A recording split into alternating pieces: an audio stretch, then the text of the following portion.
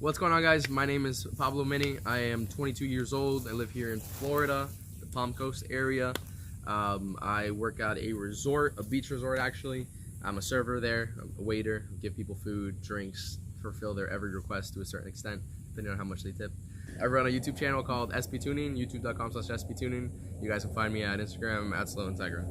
The CRX, I got late last year from a friend, Grady. He lives up in northwest Florida. It's a 1991 original single cam. I forget which submodel, but it's a single cam 1991 Honda CRX. Currently, it's converted to B series and all-wheel drive.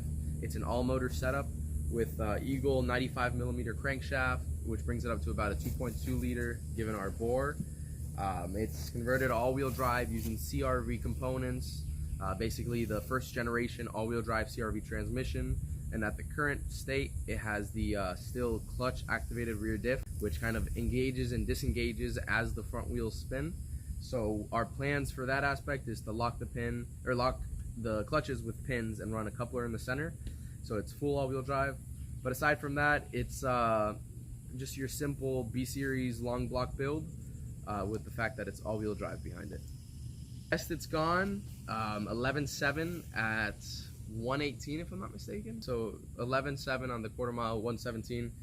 Launching in second gear, bogging out, and having issues getting into gears afterwards because, like I said, this transmission only comes out of a certain generation of CRV. The aftermarket isn't really there for it yet, so the components are very, very glass to actually put any power down. In its current state, all-wheel drive, Nitrous. With the Nitrous, it made 321 horsepower, and just all motor on E85, it made 186 horsepower. Alright, so aside from the CRX, I also have a 1997 Acura Integra. That was a street car / track car, not really a sports front wheel drive or anything, because we wanted to keep it within what we liked instead of doing just class rules. That made 660 horsepower on the last time on the dyno.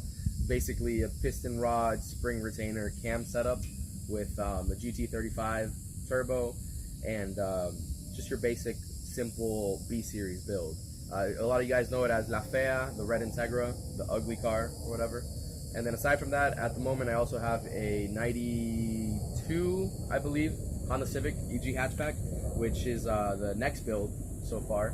We plan to do an all-motor K-Series build on it. So with this car, primarily the CRX, it's more of a full interior from the front half. I have the rear panels taken off, but for the EG, we really want to lighten it up and get the most ET basically that we can get out of a low horsepower car, given that we want to do a simple K-Series all-motor. So we're going to be cutting it a lot, as well as Lexanding the car and making it as light as possible. So at that point, we'll have our Nitrous all-wheel drive car, our front-wheel drive all-motor car, and a front-wheel drive turbocharged car. 2020 goals, it's still pretty much in the air if I'm going to keep the CRX. Obviously, I'm loving it right now. I'm having tons of fun with it. Super fun car to drive. But it's one of those things that I personally get super bored when it comes to cars. I love building them. I love enjoying them for a little bit, and then I want to switch it up. So if I end up going into 2020 with this car, it'll definitely be different than how it is right now if I do end up keeping it. As for the Integra, we are doing a whole bunch of changes. Engine-wise, we went from a CSS 81mm motor to now a fully sleeved copper O-ringed 84mm motor. That's going with a bigger turbo, forward-facing this time. We're changing the engine management unit as well as a whole bunch of other stuff with the car. So that we're trying to make over 800 horsepower this time and go low 9s, possibly high 8s for 2020. Not this year at least, high 8s at least. And for the Civic, I just want to, get my first K build out there, be able to share the experience about it on my channel like I try to do, and keep on helping more, answering more DMs and seeing how I can help the next generation figure out what we couldn't figure out when we were trying to learn about cars. If you could build anything, what would you build? Like, price isn't an option? Price is no option. Man, I've always wanted an Evo 8. I know that that's not like a crazy expensive car when it comes to, in comparison to like Lamborghinis or GTRs and whatnot. If I could build any car, I would definitely be in between building like a crazy Evo 8 or, to be honest, I might even stick with a Honda. I think I'd go with a nice Integra. If money's no option, then I'd probably go with a 4-door Integra, a DB8, a GSR. Given that money's no option for this dream build, I'd obviously want to do all the bells and whistles suspension-wise to make the 4-door be able to hook as much as a 2-door does, given the wheelbase and weight and everything. And at that point, I would definitely all-wheel drive it. I'd probably do fully built K-Series, make like 1,000 or 1,200 horsepower, put it down all-wheel drive, and still be able to daily drive it, you know? Be able to drive it to Walmart when I want to, go to work when I want to, and drive to the track and run high 7s, low 8s, you know? Dream car, obviously, because we ain't got it like that. My passion for cars, that's such an interesting question, because for certain aspects of the passion, it comes from certain places. When it comes to Honda specifically, growing up when I was maybe 12, 13 years old, one of my brother's friends had an EG hatch, and I'm pretty sure it was just a single cam mini-me swap or something, lowered with wheels, and that car always sparked my attention. Growing up from that point on, always focused on Hondas, and it was kind of where the passion rooted from. Then from that point forward, games like Need for Speed Most Wanted, other racing games, just watching videos on YouTube, kind of really just brought it that much closer to wanting to do stuff like that myself. And then when I ended up going for my first couple cars, they were Hondas, and wanted to take them to the track, wanted to race them. And then from that point forward, I think one of the first events that I raced at was Honda Day. I want to say it was like 2013 or something. And seeing all the different types of builds, varieties, different series motors, and different capabilities for what people can do, just how they can throw their personality into a car, it always captured my attention. And that kind of thing is something that I wanted to do with my own personal cars. First technical car that I had was, I think, a 04 Civic, a single cam, but I had that for maybe 2 months before it crashed. And after that, I got a 4-door Integra DB7, the non-VTEC one, which I consider that as like my first baby. 4-door, front wheel drive, it had AC, I took it out, it had power steering, took it out, all the stuff that we racers do. Got a simple eBay turbo kit, nothing special. I think it was like $600 shipped or something. Obviously nothing worked. I had to make things work, AutoZone hoses, Home Depot bolts, stupid stuff like that. But it was definitely a car that I really became passionate about, and I definitely regret selling it. 4-door purple Integra, loved it. Miss it so much. Woo! I think the direction that it started and the direction that I've tried heading it in the last couple of years has changed totally. Both of the reasons were basically to share my experience. So when I started the channel, I want to say it was like 5 or 6 years ago. I think it was when I still had the Civic, the 2004 Civic, and my buddy had an EK, and we were both just two kids who didn't know anything about cars and wanted to record a few videos of us doing stuff to cars. Then over the years, I'd make a video here and there, but it wasn't anything serious. And then about, I want to say 2 or 3 years ago, I started doing more tutorials, DIYs, and at that point, I remember looking up how to do something on my car, because I'm no kid who grew up with people working on cars around them. You know, I had to learn on my own. And I couldn't find certain videos, so I wondered, for the things that I can't find, how are other people going to find it? So I took the hard route, Google searching, looking at Haynes manuals, trial and error, and when I was able to apply it to my personal experience and figure out how to do things, I said, let's get other people to have the simplified version of it. Let's make videos. And then after that, it just became a channel for not only making videos to show people how it is, but also to do vlogs and do racing and share the builds.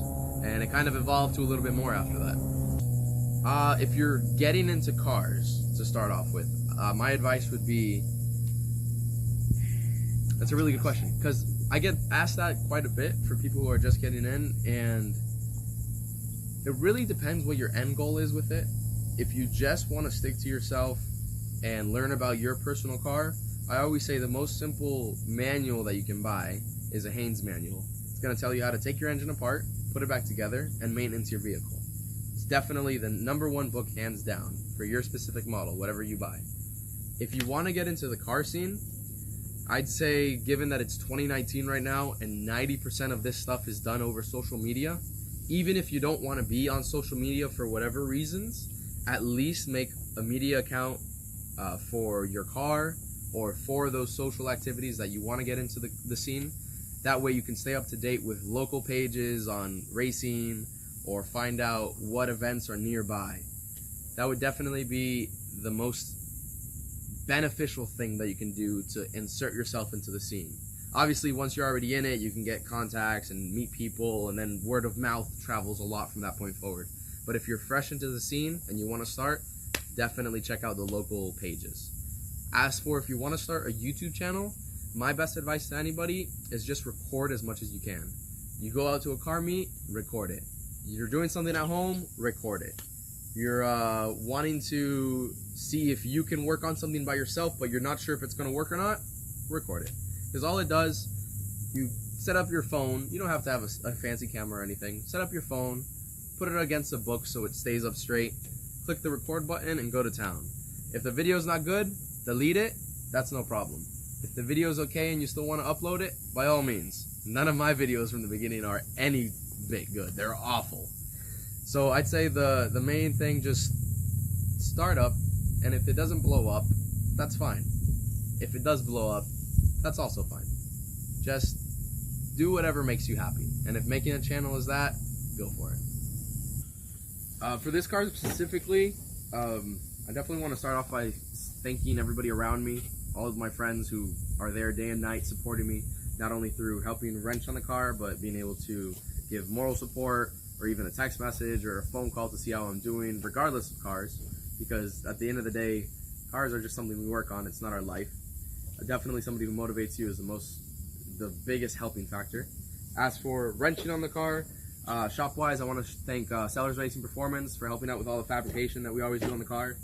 Motor-wise, big shout out to VMS for supplying the cam gears, Delta Cams for the regrinds that we have in them. Got a nice discount on that.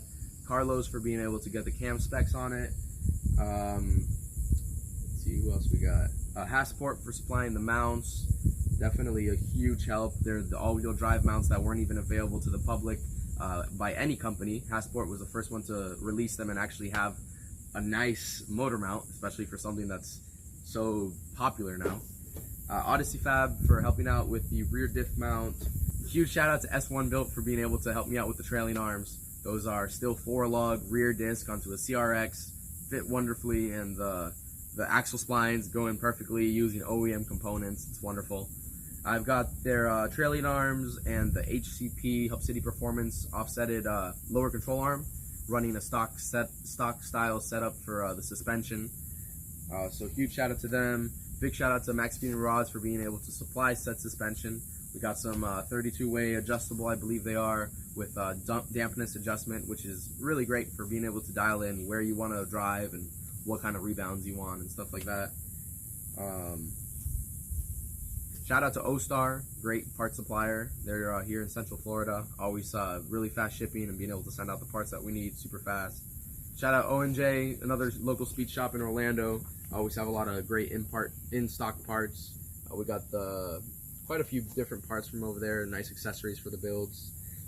Trevi V-Stacks for everybody who keeps on asking me what the V-Stack is. It's a 4 to 11 inch, I believe. It's Trevi V-Stacks, this guy here on Facebook. I believe you can find him under that. Really nice V-Stack. Burton Racing is definitely a huge factor in the build. We not only have his coil on plug retrofit using the Honda Rules board, but we also have the fuel pump relay, as well as a few odds and ends and bells and whistle when it comes to the ECU of the actual car.